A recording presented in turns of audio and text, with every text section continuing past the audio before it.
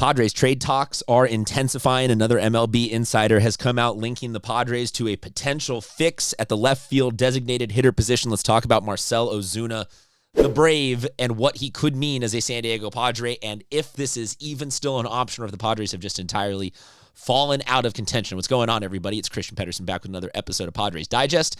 Thank you very much for tuning into the show. That the comments section seems to want to always remind you it's pretty mid, but we appreciate you checking us out anyway. If you want to hit the subscribe button, it would be much appreciated. If not, no worries.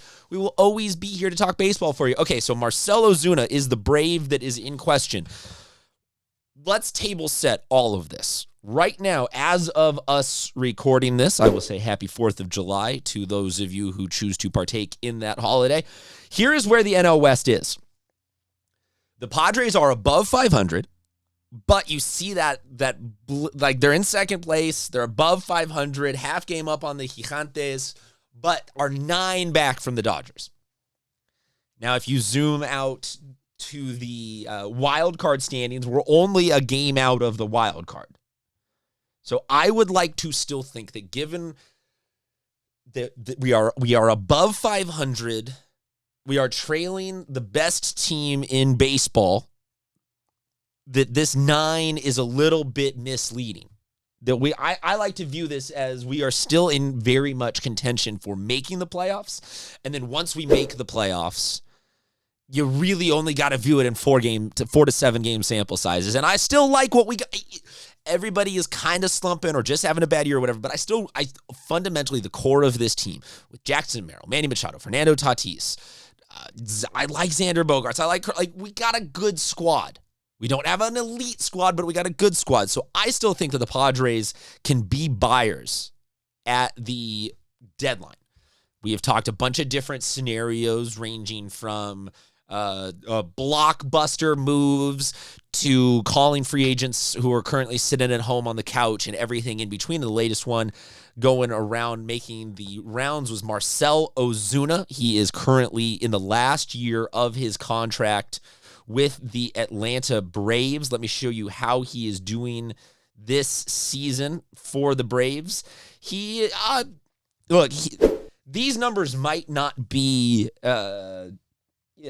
Ted Williams breaking hitting records, but this is better, consistently better than most of what we have trotted out to do left field or DHing. And as is often pointed out, he's a right-handed bat, and that's something that we have a shortage of right-handed bats that can flex into the positions we need. We have enough left-handed bats, and a lot of the other trade options are left-handed bats, and sometimes when you have too many lefties stacked on top of each other, I don't always want to subscribe to you have to match up righties against lefties, but it is nice to have the Padres be available with the option of not having to bat, Merrill, Shildt, Arraez, Corona.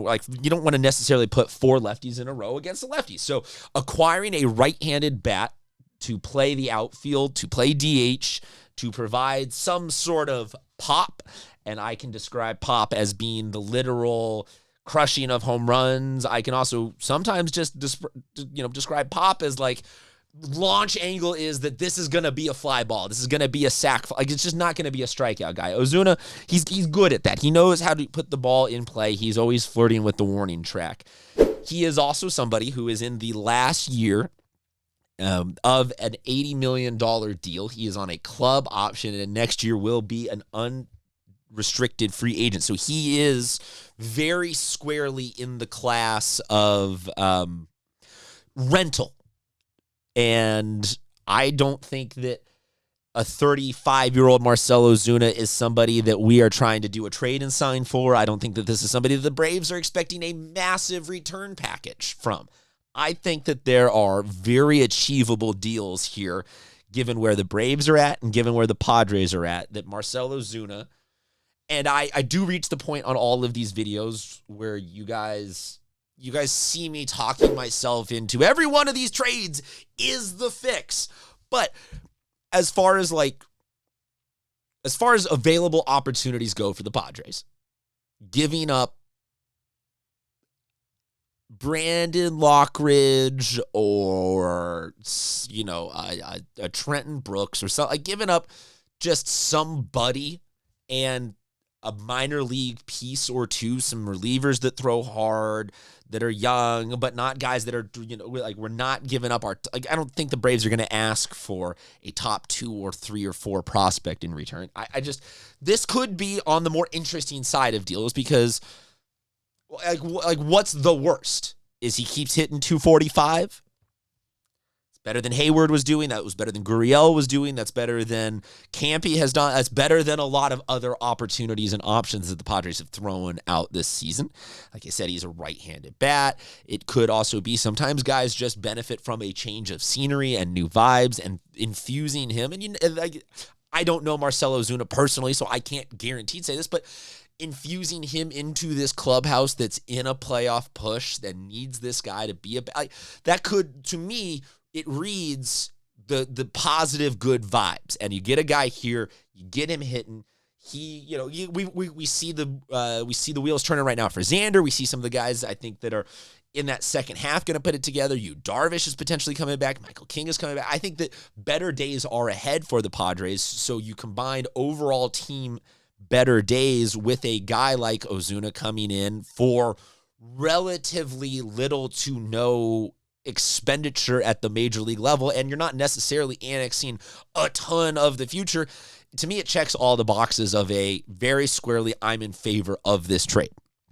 Now, none of us are the GM, and AJ Preller does play it pretty close to the vest, so this is all just reading and reacting to rumors and discussion online. But I think MLB insiders do have a pretty good feel for every year the rental space of guys who are at that 1 year left on their contract deal. And Ozuna is definitely one of the names that is getting trotted around. And I don't see why the Padres wouldn't at least kick the tires on it. Let me know, though, what you think. Drop a comment below on, is Ozuna a good fix? What is the right price to pay for this? Or is there even a right price? Or do you not even like him?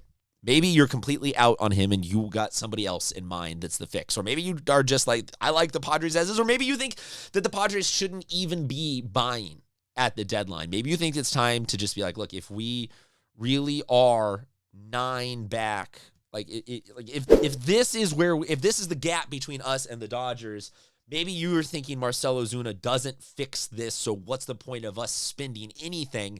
Let's dish cease. Let's acquire some talent. Let's get some new guys up into the major league level. Give them some time to really grow and learn this season. And, if we make the playoffs, great, kind of playing with house money. I don't know where you fall on that, but I would love to know if you even think that the Padres should still be buyers. Maybe you think it's time for them to just exclusively be sellers at the deadline. Let me know, like I said, in the comment section. And if you could hit the subscribe button, it would be much appreciated. But no worries. If not, we will always be here to whine and opine about all things San Diego Padres. Until we see you next time, folks, take it easy and keep the faith.